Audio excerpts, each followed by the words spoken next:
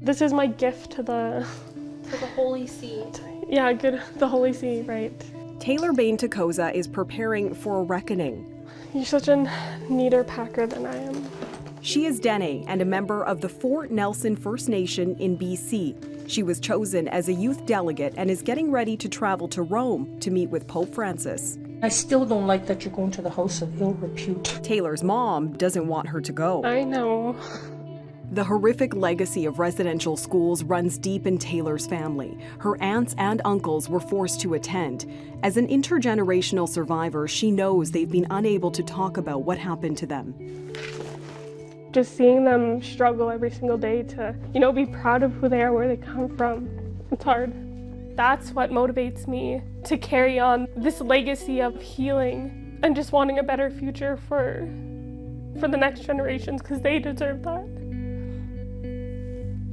Her sister Morgan is traveling with her for support. I'm hoping for that apology. I'm hoping for the Pope and the Catholic Church to own up to what they did and to really commit to walking this path of reconciliation.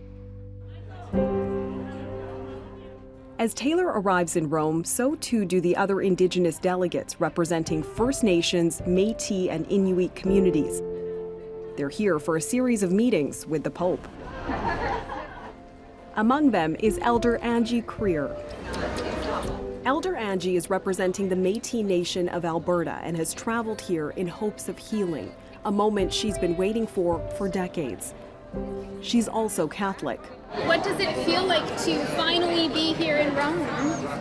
Unbelievable. I don't know, like I'm in a daze. Very emotional.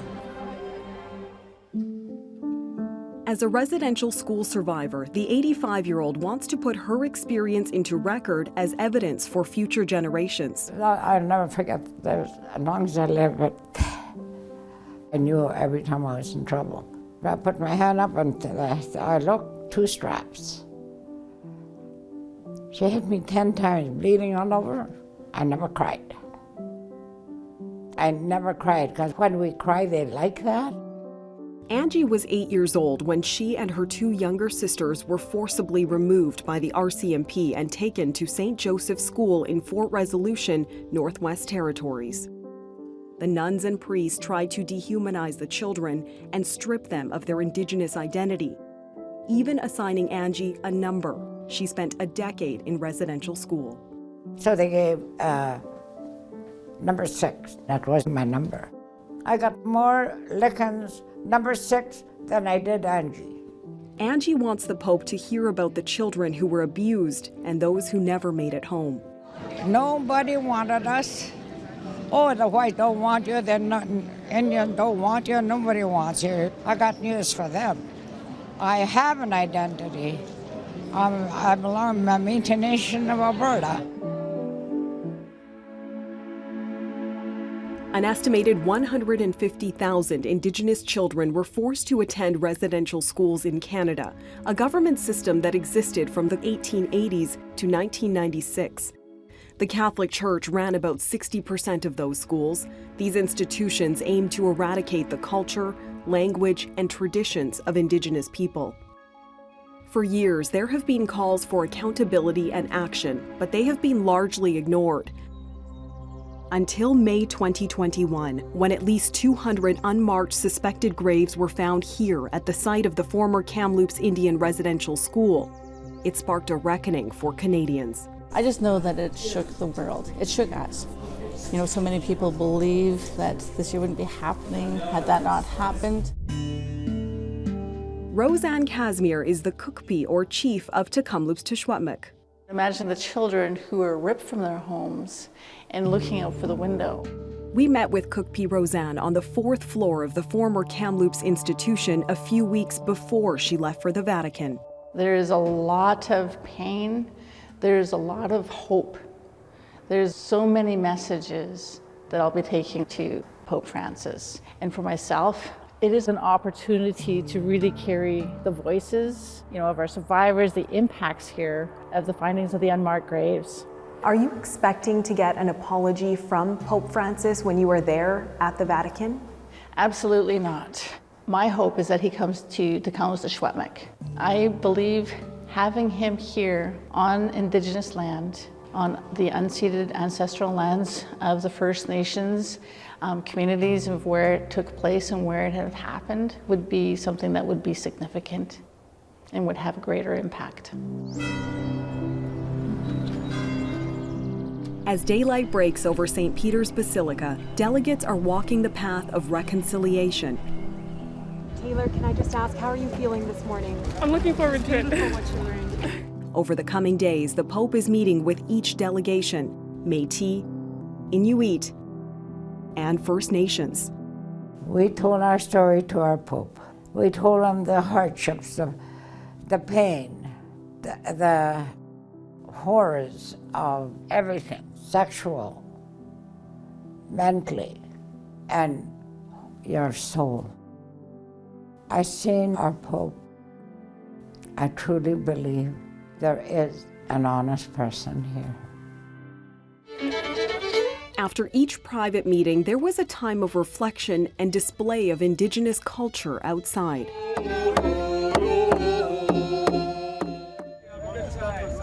During the trip, delegates toured the Vatican Museum. Inside, they saw Indigenous cultural belongings and artifacts, raising the question about how the items got there in the first place. Looking at those artifacts, just knowing that some of this stuff was probably stolen. We know that from oral history. So trying to decipher, you're like, ooh, like which stuff was a gift and which stuff was stolen. As Indigenous people, we believe everything has a spirit. The stuff that was stolen is probably like crying to go home. On the final day, with Angie in the front row, Pope Francis made a speech that shocked many in the room. I ask for God's forgiveness, and I want to say to you with all my heart, I am very sorry. 4 simple words it's taken decades for the head of the Roman Catholic Church to say. After days of hearing traumatic accounts of residential schools and their devastating legacy, Pope Francis apologized for the deplorable conduct of some members of the Catholic Church. The abuses you suffered and in the lack of respect shown for your identity. He emphasized his shame and committed to visiting with them on Canadian soil. I'm Natan Obed, president of the Inuit Temporary Kanatami. Behind the cover-ups, behind the indifference, behind the lack of justice, Pope Francis decided to go right through it and decided to speak words that First Nations, Inuit and Metis have been longing to hear for decades. I was shocked because, you know, call to action number 58 calls for the Pope to make an apology to the Indigenous people of Canada on Canadian soil. My heart is so full I can hardly speak. I told him, don't forget our children. And he said, we won't. We got to get back. So much we lost. And let the world know that we are the people of love. Amen. Outside, with the backdrop of the Vatican, an institution that tried to erase Indigenous culture and traditions, members of the delegation celebrated the historic apology. It was incredible to know that I carried the messages. Coming out of the Vatican and participating, you know, with that Women's Warrior song, participating in that round dance was so uplifting and so meaningful. Was that moment reconciliation in action? That was definitely a step and a moment in reconciliation. It was about that cultural genocide that was taken away. It was about upholding the spirituality through the singing, through the language, the culture, the expression of ceremony. It was so impactful. In Fort St. John, Taylor's plane touches down in the hours and kilometers away from the Vatican and the historic event. For Taylor, the apology is just but one small step, and she knows much more work needs to be done. When I was with the Pope, I had expressed to him that our people are the fastest growing demographic in Canada, yet we have the highest suicide rates, and On the day of our final audience, you know, he said those words, everyone is feeling great. When we were having dinner, just hours later, we find out that a young person from one of our communities in the north had taken their life. That person that is no longer with us, I think emphasizes the work that I have to do, and I think that we all have to do. Perfect. So, if you want to go make yourself comfortable in there, I'm going to run upstairs and grab the mayor. For all who know Elder Angie Creer, one thing is clear. Right here. She's a force. We traveled to Grand Prairie Treaty 8 territory to speak with Angie 1 month after the Pope's historic apology. Angie was one of the Metis delegates who spoke with Pope Francis about the abuses she faced in Canada's residential school system. She's also Catholic. How was your trip? Unbelievable. Yeah. When we met up with her, she was at City Hall dropping off a gift to the first female mayor. Métis National Council President Cassidy Karen was also there. Angie, you're the only 2 awake on the plane right now. Go to sleep. So we all need help, okay? Yep. So we offered something very special for you. Aw, thank you. Oh, wow. That's by the Pope. Yeah, wow. Since she has returned home from the Vatican, Angie has had a renewed sense of vigor. Smells like roses. Yeah, doesn't it? For most of her life, she has felt guilty. Guilty for not being able to protect her younger sisters from the violence and abuse inflicted on all of them by the nuns and priests that ran the institution they were forced to attend. And I protected them. You know, scars all over my body, all over me. I always protect as much as I could. But almost a lifetime later, after the Pope apologized, the pain she's felt has lifted. Brought me my peace.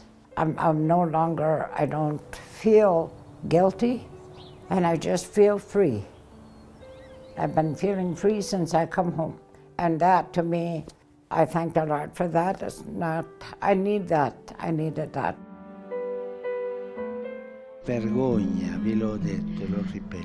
I also feel shame. I'm saying it now and I'm repeating it. Sorrow and shame. The response to the Pope's apology has been mixed. Many think an apology is just one step and must happen in Canada to have real significance.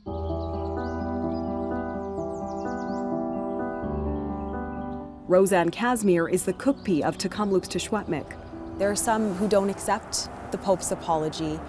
How do you respond to that? There's so many that we're so proud. It does make a difference. My thing is, if it makes a difference for even one person, then I've carried the messages that I needed to.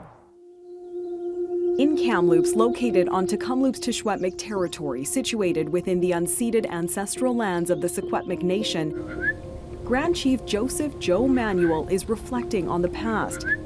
He doesn't accept the Pope's apology. No, I don't. You know, accepting an apology, it's a heinous crime that should be dealt with accordingly, because there's no one above the law. Joe is a survivor of the former Kamloops residential school. He was a young child when he was taken away. Looking back at those days, that was the only way to survive in the residential school, to listen to all your superiors and do what they ask of you to do. There were some that were rebellious, that didn't want to give up their language. I believe that those were some that disappeared. Joe's drive for justice was strengthened by the recent Indigenous delegation trip to the Vatican. He feels the only way for healing is through criminal accountability. I wrote a letter to the Honorable Prime Minister Justin Trudeau regarding 215 unmarked graves at the Kamloops Residential School. We want the graves dug up and examined by professional people to find out where they're from and how they died. Every child matters. The letter goes on to ask the Prime Minister to subpoena those involved. Joe wants every accused staff member still alive held responsible. So far, the Canadian justice system has failed to hold the vast majority of abusers to account. In 2015, the Truth and Reconciliation Commission released a report identifying more than 38,000 claims of abuse in residential schools, but the commission was only able to find fewer than 50 convictions. That's why I want to use the law. I believe this is the only way that we can accomplish this. I can't wait to get to court. Well, the Holy Father is, he's... In Calgary, William McGrattan is the Bishop and Vice President of the Canadian Conference of Catholic Bishops. He also believes abusers should be brought to justice. We strongly encourage those who have experienced either physical or sexual abuse to come forward. So the Church should not be standing in their way. Bishop McGrattan was also at the Vatican for the apology. Pope Francis fell short of apologizing for the damage done by the Catholic Church in terms of colonization, in terms of the cultural genocide. Without that acknowledgement, how can there be real healing? He does acknowledge that historical reality, that the Church was involved in this colonization. He did address it in the sense of indignation and shame. He did make specific reference, and I think in many ways to recognize the personal stories that he heard. When it comes to the attendance records involving former residential schools, what is the Church doing to make those documents more accessible? We understand through the delegation that certain records or references to those would be found within the archives of the Oblates over in Rome. Here in Canada, we, the diocese, have put together a committee that are helping our diocesan archivists to be able to explain what records we have. So it's not that we don't want to share them, it's a question of how can we share them effectively, and we're trying to make those available. And is there a timeline on that? I'm looking at a window of anywhere from 1 to 3 years where dioceses would be able to have their records digitized and then to make them available to the communities. The former Kamloops residential school was the first site to find at least 200 unmarked suspected graves. Now more communities have also found sites. Families still don't know if their children are buried there. Those records that are held in Rome, I believe, are very important in finding the truths to the answers that we all need to come to terms with the children that did not make it home. In July, Pope Francis is planning on visiting Edmonton, Quebec City, and Iqaluit. While in Canada, many Indigenous leaders, including Roseanne, will be looking to the Pope to atone for the Church's role in colonization and cultural genocide against Indigenous people. I believe it would be an absolute travesty if he didn't meet with our community or any of the other First Nation communities that have had, findings of unmarked graves. Organizers say the Pope will visit a former residential school, but it's still unclear which one. We're going to go into outreach. Okay. Back in Alberta, Elder Angie is at the Grand Prairie Friendship Centre, an organization she's volunteered at for more than 40 years.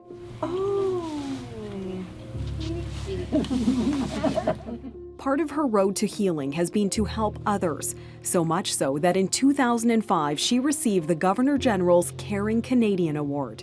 I can forgive now, but I know I'll never forget. We are the ones that were the victims. We are the ones are healing ourselves and working together, trying to forget the past and build on our own rights, to make our own decisions. While Angie understands the Pope's apology won't undo the wounds, it's given her much-needed peace to move forward with the next chapter of her life. And I always be grateful, because now I have peace and I'm free. And that, I think every one of the survivors, we all wish we have that.